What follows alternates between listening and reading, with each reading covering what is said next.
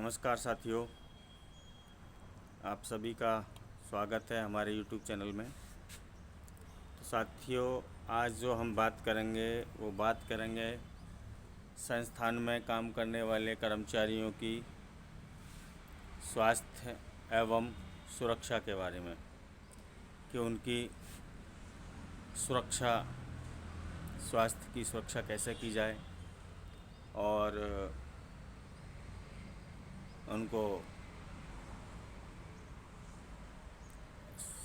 Security कैसे provide की जाए, उनकी सुरक्षा, उनकी हादसे से सुरक्षा कैसे की जाए। यदि संस्थान में आप काम करते हैं तो वहाँ यदि कोई अप्रिय दुर्घटना घटती है या कोई संस्थान में काम करते हुए कोई फायर इन केस आग लग जाती है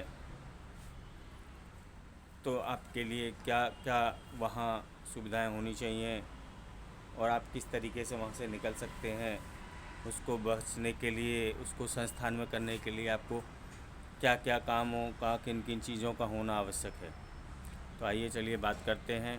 तो साथियों, मेरा सभी से अनुरोध है कि ये सब जानकारी जानने के लिए आपको वीडियो तक अंत तक देखना आवश्यक है। तो साथियों, यदि आप किसी संस्थान में काम करते हैं और वहाँ जहाँ पर फैक्ट्री एक्ट लागू होता है, कारखाना लागू होता है, कारखाना मीन्स कि जहाँ पर मैन्युफैक्चरिंग एक्टिविटी होती है, जहाँ पर 10 से अधिक काम करते हैं कर्मचारी और मैन्युफैक्चरिंग एक्टिविटी होती है या किसी चीज़ को बनाया जाता है। लाइक आप किसी पेट्रोल पंप पर काम करते हैं या सीएनजी स्टेशन पर काम करते हैं तो ये मैन्युफैक्चरिंग एक्टिविटी में आता है।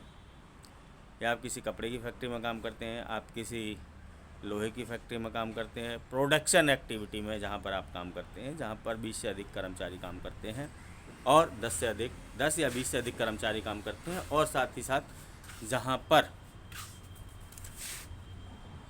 मैन्युफैक्चरिंग एक्टिविटी होती है वहाँ पर ये एक्ट लागू होता है। तो साथियों, इसमें क्या करना है आपको कि यदि आप वहाँ काम करते हैं और काम करते वक्त आपके साथ आपको किन किन चीज़ों का ध्यान रखना है। सबसे पहले, यदि आप हजार्ड इंडस्ट्री में काम करते हो, आपके पास ग्लव्स होने चाहिए।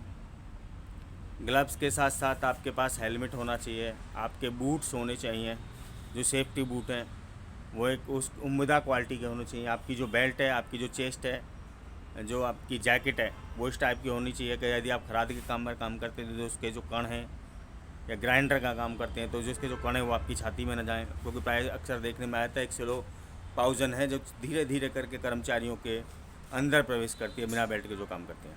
तो साथियों, ये सब चीज़ें हैं। इसके अलावा आपका हर 3 महीने बाद मेडिकल चेकअप होना चाहिए, जो मेडिकल चेकअप होना बहुत आवश्यक है, और उस मेडिकल चेकअप को कराने की जिम्मेदारी उस संस्थान की होती है। उस संस्थान को जो मेडिकल चेकअप कराने की जिम्मेदारी है, उस संस्थान का मेडिकल चेकअप होने के बाद उसको जो पैसा है, उसका जो पैसा, मेडिकल चेकअप का जो पैसा है वो संस्थान को खर्च करना होता है, वो संस्थान देता है। अगर किसी कर्मचारी को इस तरीके से कोई सुविधा है आपके संस्थान में जहाँ आप काम करते हैं, वहाँ एक असेंबली एरिया होना चाहिए, जहाँ आपके आग लगने की स्थिति में जहाँ आप इकट्ठा हो सकें। आग से बच निकलने के लिए वहाँ पर सभी सुरक्षित दरवाजे होने चाहिए, सभी गेट होने चाहिए, फर्श जो है वो स्लिपरी नहीं होना चाहिए। महिलाओं के लिए, पुरुषों के लिए अलग अलग शौचालय की व्यवस्था होनी चाहिए, और उचित लाइट की व्यवस्था हो, उत्तम लाइट की व्यवस्था होनी चाहिए। इस तरीके से आपके वहाँ काम कर रहे हैं जितने आदमी काम करते हैं उनका ऑक्सीजन लेवल, आईक्यू लेवल क्या होना चाहिए, वहाँ कितने आदमी सक्षम कार्य कर सकते हैं, इस सब की जानकारी के लिए वहाँ एक फैक्ट्री इंस्पेक्टर होता है, स्टेट गवर्नमेंट का जो कारखाना निरीक्षक होता है, वो जा कर के संस्थान का निरीक्षण करता है, वो इन सब चीज़ों को देखता है। साथ ही साथ इसकी ये जिम्मेदारी है उस कारखाना निरीक्षक की कि वहाँ पर महिला सुरक्षाकर्मी और पुरुष सुरक्षाकर्मी दोनों को अपॉइंट किया जाए, और वो जाकर के इस चीज़ को देखें कि वहाँ पर क्या क्या सुविधाएं उन कर्मचारियों को कानून के मुताबिक मिल रही हैं और क्या क्या कानूनी सुविधाएं नहीं मिल रही हैं। यदि कर्मचारियों को स्वास्थ्य और सुरक्षा का ध्यान नहीं रखा जा रहा है तो जो क्षेत्रीय कारखाना निरीक्षक हैं वो वहाँ जा कर के उस संस्थान का दौरा करें, निरीक्षण करें, और वहाँ जा कर के वो देखें और उन कर्मचारियों को जो उनकी स्वास्थ्य एवं सुरक्षा से संबंधित जो भी उनके इशू हैं उनको जाकर के चेक करें और कर्मचारियों की स्वास्थ्य एवं सुरक्षा के लिए जो भी उत्तरदायित्व है, जो भी मालिक उसके लिए जिम्मेदार है, उसके खिलाफ कानूनी कार्रवाई की जानी चाहिए। एक पनिशेबल ऑफेंस भी है।